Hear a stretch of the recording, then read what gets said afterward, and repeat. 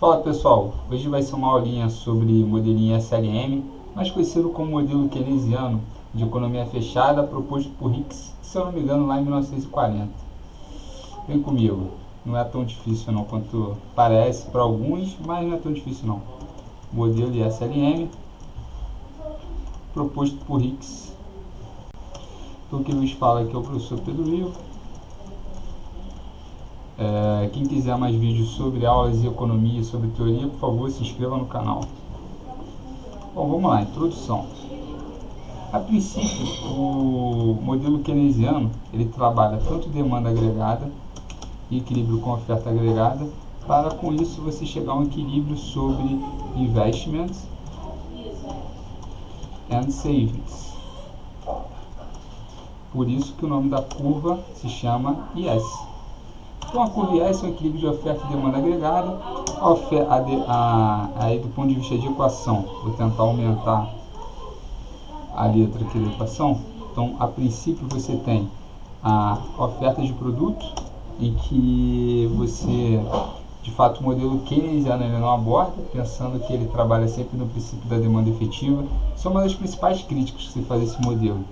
É igual a consumo, mais investimentos, mais gastos do governo.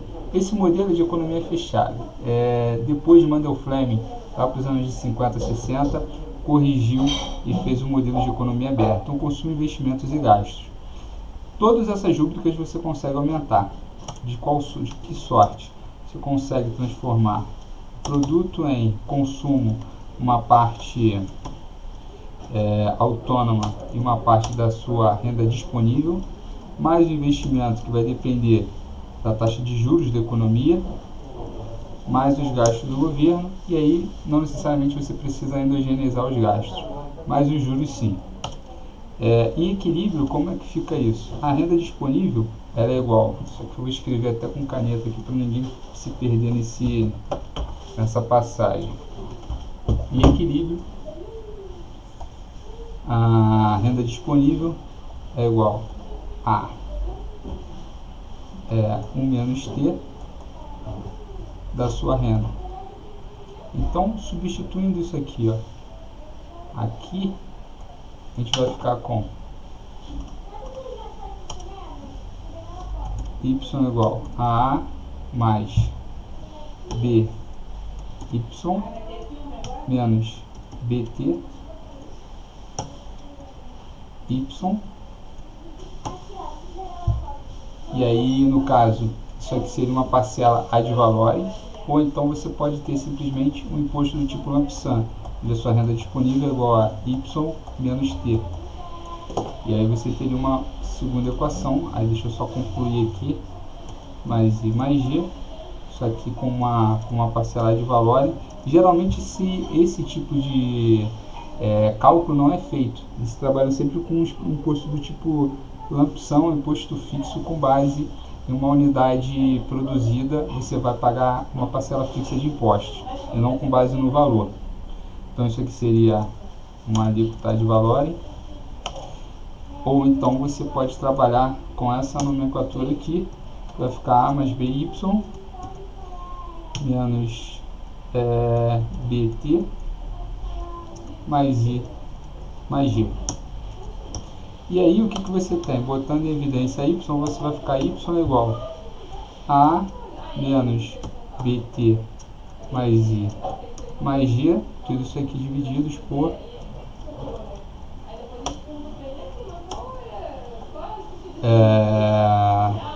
1 menos b. Então, se você perguntar qual multiplicador keynesiano, um conceito muito utilizado, keynesiano, é simplesmente você pegar a derivada de y em relação a g. Então isso vai ficar 1 sobre 1 menos b.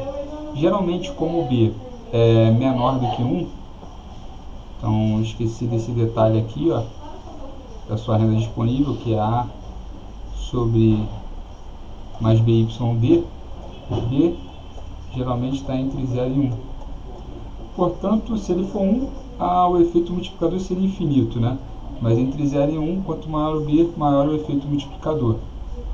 Então, isso quer dizer que para cada R$1 de gasto público, segundo o modelo keynesiano, você teria 1 sobre 1 menos B reais de retorno sobre o produto.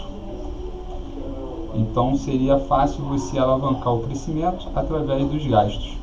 Só que existe uma outra curva que se chama LM, que a gente vai discutir como é que ela trabalha, que talvez faça a relação contrária, tudo bem? E aí o que você tem? Para a gente finalizar esse slide aqui. Essa equação de movimento, quando você trabalha com as duas variáveis endógenas desse modelo, que são, as variáveis endógenas, que são Y e a taxa de juros, você sabe que o investimento em relação aos juros tem uma relação negativa. Portanto, como 1 menos B é maior do que 0, o efeito dos juros sobre o PIB tem que ser o que? Inversamente proporcional. Então, o efeito dos juros, né, reduz o PIB.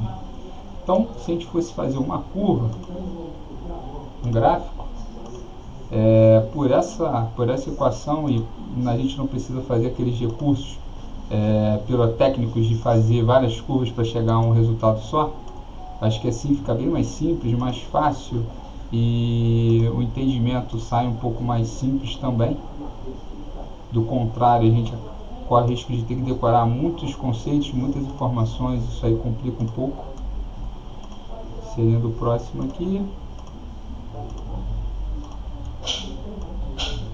Então a gente tem aqui, nós vamos ter juros e aqui vamos ter PIB. Assim sendo, a IS ela é o equilíbrio no mercado de bens, oferta agregada igual a demanda agregada, então ela vai ter um comportamento desse tipo aqui, ó, sempre negativamente inclinada. Por que negativamente inclinada? Porque o efeito do juros sobre o produto é menor que 0. Da onde vem isso? Que quanto maior os juros, menor o investimento. De onde vem isso? E aí você pode tirar de vários lugares, né? Mas a ideia é que os juros é a taxa mínima de atratividade de um negócio, e quando você faz um VPL com base nos juros, quanto maior os juros, menor o valor presente líquido de um investimento. Então, portanto, você investe menos quando os juros é maior. Se você investe menos, você tem um efeito no PIB menor. Então, sobre essa curva aqui, ó, você tem mudanças sempre. Essa curva vai representando locos de mudança na taxa de juros em relação ao PIB. É simplesmente isso.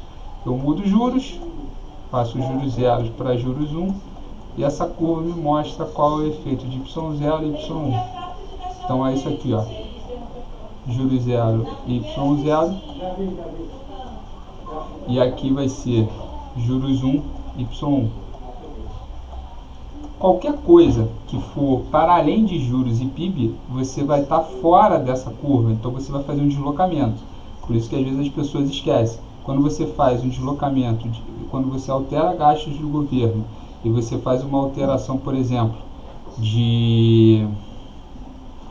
posso alterar gastos, posso alterar tributos também, faço alteração de tributos, o que vai acontecer é que você vai deslocar ora para a esquerda, ora para a direita. Se essa alteração nos gastos for positiva, você tem um efeito, deixa eu só corrigir isso aqui, você vai ter um efeito de deslocar essa curva para a direita. Então, infelizmente eu não consigo só selecionar essa curva mais, mas eu vou inserir aqui, ó, formas, deixa eu cancelar isso aqui, vou inserir uma formas aqui, beleza.